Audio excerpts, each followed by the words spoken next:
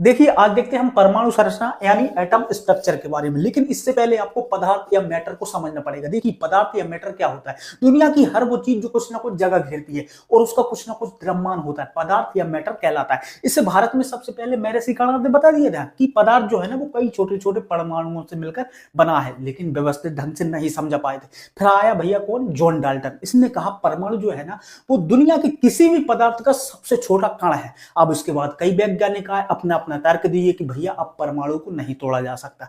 अब आया भैया कौन, रदरफोर्ड। इसने कहा ठीक है भैया, मान लिया, सब कह रहे हैं कि परमाणु को अब नहीं तोड़ा जा सकता, मान लिया। इसने क्या किया, रदरफोर्ड ने पहले किसी पदार्थ के परमाणु को पकड़ा, फिर क्या किया, उस पर अल्फा किरणों की बौछार कर दी। तो भैया पता चला अल्फा किरणें जो थी ना वो परमाणु को चीरते हुए ऊपर निकल गई। भैया रदरफोर्ड घबरा गया, हो क्या रहा ये। तो अब इसने कहा परमाणु का अधिकांश भाग जो है क्या है, खोखला है। अब इसने सोचा अल्फा किरणों को परमाणु के बीच से गुजारता हूं। तो भैया पता चला अल्फा किरणें छितरा गई, छितरा गई। अब भैया रदरफोर्ड और पगला गया, हो क्या रहा है, जब मैं अल्फा किरणों को परमाणु के साइड साइड से भेजता हूं तो वो उससे चिरती हुई निकल जाती हैं, और जब मैं अल्फा किरणों को परमाणु के बीच से भेजता हूं तो वो छितरा जाती हैं। मतलब परमाणु का जो मध्य भाग है वो क्या है, ठोस है। अब इसने सोचा क्यों ना अल्फा किरणों को परमाणु के एकदम बीचों बीच से भेजा जाए। तो भैया पता चला अल्फा किरणें वापस मुड़कर आ गई।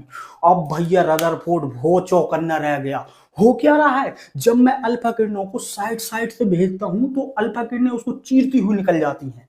किस वजह से, अधिकांश भाग खोखला होने की वजह से। और जब मैं अल्फा किरणों को परमाणु के बीच से भेजता हूं तो वो छितरा जाती हैं, किस वजह से, मध्य भाग ठोस होने की वजह से।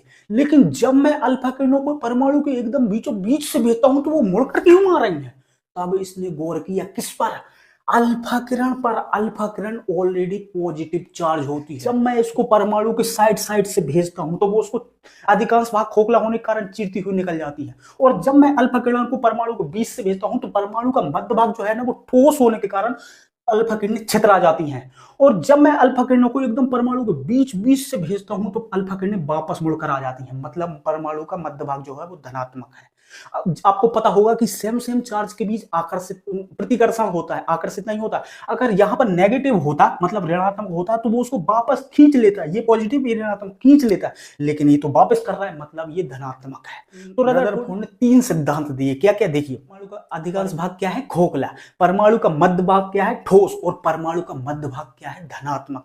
इस तरह रदरफोर्ड ने नाभिक की खोज कर दी। अब आया भैया गोल्डस्टीन, कभी परमाणु को इस दीवार पर दे मारा, कभी उस दीवार पर दे मारा। लोग कह रहे थे परमाणु को तोड़ा नहीं जा सकता, लेकिन उस रदरफोर्ड ने पूरा तोड़ कर रख दिया, हम भी चिथड़ा उड़ा देंगे लेकिन खोज करके रहेंगे।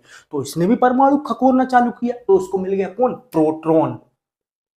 अब आया चैडविक, ये गोल्डस्टीन से भी ज्यादा बौखलाया था, इसने भी परमाणु खकोरना चालू किया, तो इसको मिल गया कौन, न्यूट्रॉन। अब आया जे थॉमसन, परमाणु को कभी यहां पटका कभी वहां पटका, इसको कुछ मिल ही नहीं रहा था, तो इसने परमाणु को कहां से खगोलना चालू किया, बाहर से। तो इसको दिख गए कौन, इलेक्ट्रॉन बाहर से चक्कर लगाते हुए। तो इस तरह प्रोटॉन न्यूट्रॉन इलेक्ट्रॉन की खोज हो गई। अब आया भैया मैक्सवेल, ये पूरा बेला था। इसने कहा जे थॉमसन से एक बात बताओ, तुम कह रहे हो कि परमाणु के बाहर इलेक्ट्रॉन चक्कर लगाते हैं, तो ये थक कर गिर जाते होंगे। मैक्सवेल, जे थॉमसन, हमें क्या पता भैया, बड़ी मुश्किल से तो इलेक्ट्रॉन खोज पाए, हमें क्या पता। अब आया भैया बोरबरी, इसने समझाया मैक्सवेल को, देख रदरफोर्ड ने कहा था कि परमाणु का मध्य भाग अर्थात नाभिक धनात्मक होता है, लेकिन उस ढोल ने ये कहां बताया था कि किस कारण से परमाणु का मध्य भाग धनात्मक होता है। देख मैं बताता हूं, परमाणु के नाभिक के अंदर 2 कण उपस्थित हैं, प्रोटॉन और न्यूट्रॉन, जिनको हम एक साथ न्यूक्लियन कहते हैं। जो न्यूट्रॉन है उस पर किसी प्रकार का चार्ज नहीं होता, अर्थात वो न्यूट्रल उदासीन होता है, जबकि जो दूसरा कण है प्रोटॉन, उस पर पॉजिटिव चार्ज होता है। तो प्रोटॉन के ऊपर पॉजिटिव चार्ज के कारण ही पूरा नाभिक धनात्मक हो जाता है। और तू कह रहा है इलेक्ट्रॉन थक कर क्यों नहीं गिर जाते, तो देख इलेक्ट्रॉन के ऊपर नेगेटिव चार्ज होता है, तो परमाणु के अंदर नाभिक के अंदर उपस्थित प्रोटॉन का पॉजिटिव चार्ज और परमाणु के बाहर उपस्थित इलेक्ट्रॉन का नेगेटिव चार्ज एक दूसरे को खींचे रखते हैं, जिस कारण इलेक्ट्रॉन चक्कर लगाता रहता है। मैक्सवेल, ठीक है भैया मैं समझ गया, लेकिन एक बात बताओ, इलेक्ट्रॉन कभी थक्कर नहीं गिरेंगे। बोरबरी मन ही मन सोच तो रहा होगा तू साइड में मिल, तो बोरबरी ने इसको फिर समझाया, देख जब इलेक्ट्रॉन अपनी कक्षा को छोड़कर उच्च कक्षा, ऊपरी कक्षा में जाता है तो उसको बाहर से ऊर्जा ग्रहण करनी पड़ती है और तब तक ही उच्च कक्षा में बना रहता है जब तक कि उसकी बाहरी ऊर्जा खत्म नहीं हो जाती। जैसे ही उसकी बाहरी ऊर्जा खत्म हो जाती है पुनः अपनी कक्षा में लौट आता है। और जब इलेक्ट्रॉन अपनी कक्षा को छोड़कर निचली मतलब नीचे की कक्षा में जाता है तो उसको ऊर्जा त्यागनी पड़ती है और अपनी ही कक्षा में किसी भी इलेक्ट्रॉन की ऊर्जा का ह्रास नहीं होता। भैया मैक्स बेला फिर बोला, ठीक है भैया मैं समझ गया, लेकिन एक बात और बताओ, एक कक्षा में अधिकतम कितने इलेक्ट्रॉन स्टेबल रह सकते हैं? बोरबरी, साले तुझे उंगली पकड़ा करी, गलती कर दी, घर जा तू, घर जा। असल में घर किसको जाना था? बोरबरी को। गया भैया बोरबरी घर और परमाणु को जूम कर करके देखा। पहले किसी दूसरे पदार्थ के परमाणु को लिया, फिर किसी दूसरे पदार्थ के परमाणु को लिया, तो पता चला पहली कक्षा में अधिकतम 2 ही इलेक्ट्रॉन स्टेबल रहते हैं, दूसरी कक्षा में अधिकतम 8 ही इलेक्ट्रॉन स्टेबल रह सकते हैं, तीसरी कक्षा में अधिकतम 18 ही इलेक्ट्रॉन स्टेबल रह सकते हैं और चौथी कक्षा में अधिकतम 32 ही इलेक्ट्रॉन स्टेबल रह सकते हैं। अब भैया पगला गया कौन? बोरबरी। मैं तो समझ गया कि परमाणु की पहली कक्षा में अधिकतम 2 इलेक्ट्रॉन और दूसरी कक्षा में अधिकतम 8 इलेक्ट्रॉन और तीसरी कक्षा में अधिकतम 18 इलेक्ट्रॉन और चौथी कक्षा में अधिकतम 32 इलेक्ट्रॉन स्टेबल रह सकते हैं। मैं तो समझ गया, लेकिन उस ढोर को कैसे समझाऊंगा? वो तो पहले से ही बैल है। तो भैया रात भर टेंशन में रहा बोरबरी और सुबह होते ही फॉर्मूला दिया 2n का स्क्वायर। यहाँ n क्या है? कक्षा की संख्या। आप n की जगह 1 रखिए, मतलब पहली कक्षा तो 2 आएगा, 2 रखिए तो 8 आएगा, 3 रखिए तो 18 आएगा और 4 रखिए तो 32 आएगा। मतलब n क्या है यहाँ पर? कक्षा की संख्या।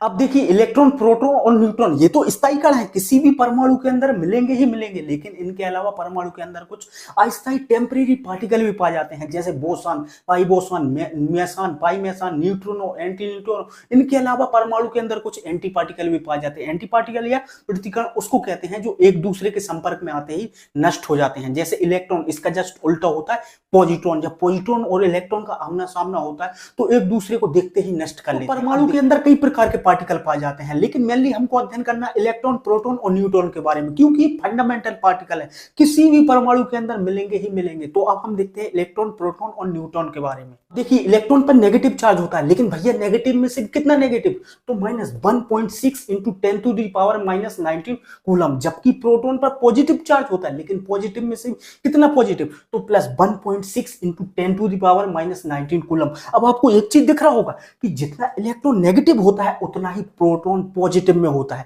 और न्यूट्रॉन पर किसी प्रकार का चार्ज नहीं होता। अब देखिए इलेक्ट्रॉन का जो एब्सोल्यूट मास होता है वो होता है 9.1 इंटू 10⁻⁻31 kg, जबकि प्रोटॉन का जो एब्सोल्यूट मास होता है वो होता है 1.6725 इंटू 10⁻⁻27 kg और न्यूट्रॉन का एब्सोल्यूट मास होता है 1.6748 इंटू 10⁻⁻27 kg। ये इनका एब्सोल्यूट मास है, ओरिजिनल मास है। जैसे मुझसे किसी ने पूछा आप कितने केजी के हो, तो मैंने कहा 60 केजी की, तो ये मेरा ओरिजिनल एब्सोल्यूट मास है। देखिए एब्सोल्यूट या ओरिजिनल मास उसको कहते हैं जिसको किसी से तुलना करके नहीं निकाला जाता, जो है वो है। तो ये इनका एब्सोल्यूट मास है, ओरिजिनल मास है। अब एक होता है रिलेटिव मास, इसको तुलना करके निकाला जाता है, लेकिन तुलना किससे करनी है उसका आपको पता होना चाहिए। तो आप बताइए पीरियोडिक टेबल के 118 तत्वों में से ऐसा कौन सा तत्व है जो हर जगह अपनी टांग घुसेड़ देता है कि भैया हम भी? तो वो है कार्बन। कार्बन ऐसा तत्व है जो हर जगह आपको अवेलेबल मिलेगा। आधी से ज्यादा केमिस्ट्री को तो कार्बन ही चला रहा है। तो कार्बन के एक टुकड़े का भार होता है 1.6 इंटू 10⁻⁻27 kg। इसी कार्बन के एक टुकड़े के भार से हम इलेक्ट्रॉन, प्रोटॉन और न्यूट्रॉन के एब्सोल्यूट मास की तुलना करते हैं। देखिए जब आप इलेक्ट्रॉन के एब्सोल्यूट मास के नीचे कार्बन के एक टुकड़े का भार रखेंगे तो 0.0005 करके आता है, और जब आप प्रोटॉन के एब्सोल्यूट मास के नीचे कार्बन के एक टुकड़े का भार रखते हैं तो 1.007 करके आता है, और जब आप न्यूट्रॉन के एब्सोल्यूट मास के नीचे कार्बन के एक टुकड़े का भार रखते हैं तो 1.008 करके आता है। इसी को हम रिलेटिव मास या AMU, एटॉमिक मास यूनिट कहते हैं, क्योंकि इसको तुलना करके निकाला गया। इसको नहीं, ये तो है ही। अब आप कहेंगे कि ये तुलना क्यों की जाती है, तो देखिए केमिस्ट्री कहता है आप परमाणु क्रमांक या परमाणु भार में उसी के भार को कंसीडर कर सकते हैं जिसका AMU 1 या उससे ज्यादा हो। अब आप बताइए क्या इलेक्ट्रॉन का AMU 1 से ज्यादा है? नहीं। तो आप बताइए क्या हम परमाणु क्रमांक या परमाणु भार में इलेक्ट्रॉन के मास को कंसीडर करेंगे? नहीं कर सकते। तो अब देखते हैं हम एटॉमिक नंबर या परमाणु क्रमांक के बारे में।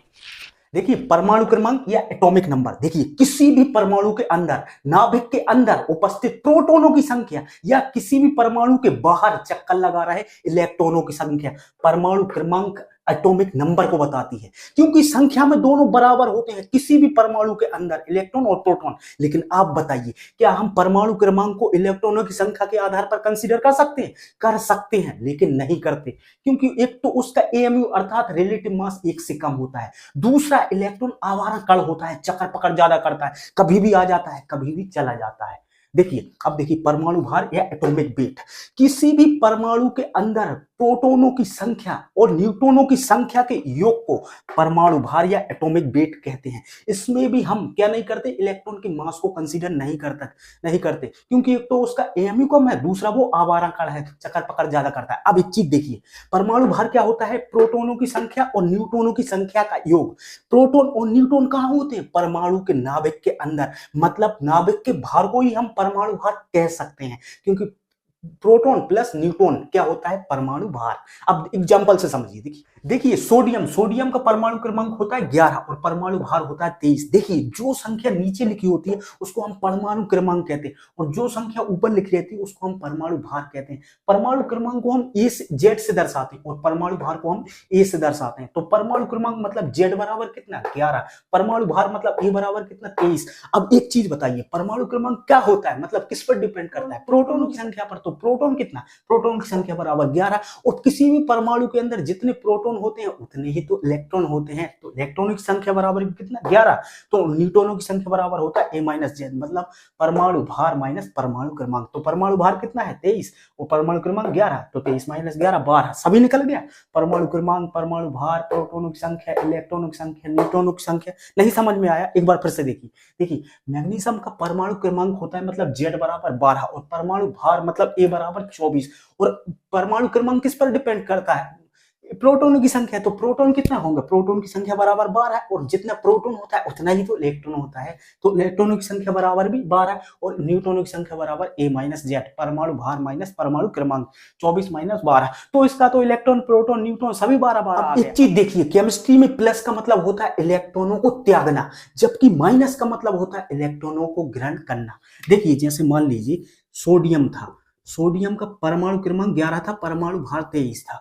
मान लीजिए मैं इसके ऊपर प्लस लगा दूं तो इसका मतलब है एक इलेक्ट्रॉन चला गया। अगर +2 लगा दूं तो 2 इलेक्ट्रॉन भाग गए। अगर इसके ऊपर माइनस लगा दूं तो 1 इलेक्ट्रॉन ग्रहण कर लिया। अगर -2 लगा दूं तो 2 इलेक्ट्रॉन ग्रहण कर लिए। अब देखिए इसका निकाल कर देखिए, मान लीजिए इसके ऊपर सिर्फ प्लस लिखा है, मतलब 1 इलेक्ट्रॉन ये त्याग रहा है। तो देखिए इसका क्या होगा? परमाणु क्रमांक मतलब जेड बराबर कितना? 11, परमाणु भार मतलब ए बराबर कितना? 23, प्रोटॉन बराबर कितना? 11। लेकिन अब इलेक्ट्रॉन बराबर कितना? 11 नहीं होगा क्योंकि एक तो चला गया। यहाँ क्या होगा? इलेक्ट्रॉन बराबर 11 माइनस 1 तो बराबर 10 और न्यूट्रॉनों की संख्या बराबर ए माइनस जेड। तो ए कितना है? 23 और जेड कितना है? 11, तो बराबर 12। तो समझ गए, केमिस्ट्री में प्लस का मतलब होता है प्रोटॉन, इलेक्ट्रॉनों को त्यागना, माइनस का मतलब होता है इलेक्ट्रॉनों को ग्रहण करना। तो समझ में अगर यहाँ पर +3 लगा देते तो 3 इलेक्ट्रॉन भाग गए। अगर -3 लग जाता तो 3 इलेक्ट्रॉन ग्रहण कर लिए। मतलब केमिस्ट्री में प्लस का मतलब होता है त्यागना इलेक्ट्रॉनों को और माइनस का मतलब होता है ग्रहण करना इलेक्ट्रॉनों को। समझ में आ गया? अब एक चीज आपको समझ में आ गया होगा कि हम परमाणु क्रमांक या परमाणु भार को इलेक्ट्रॉनों की संख्या के आधार पर कंसीडर क्यों नहीं कर रहे थे? क्योंकि कभी भी भाग जाते हैं, कभी भी चले जाते हैं। अगर इलेक्ट्रॉनों की संख्या के आधार पर हम परमाणु क्रमांक या परमाणु भार को कंसीडर करते तो क्या कभी भी पीरियोडिक टेबल बन पाती? कभी नहीं बन पाती। इसलिए आप समझ में आ गया होगा कि इलेक्ट्रॉनों की संख्या के आधार पर हम परमाणु क्रमांक या परमाणु भार को कंसीडर नहीं कर सकते, क्योंकि कभी भी भाग जाते हैं, कभी भी चले आते हैं।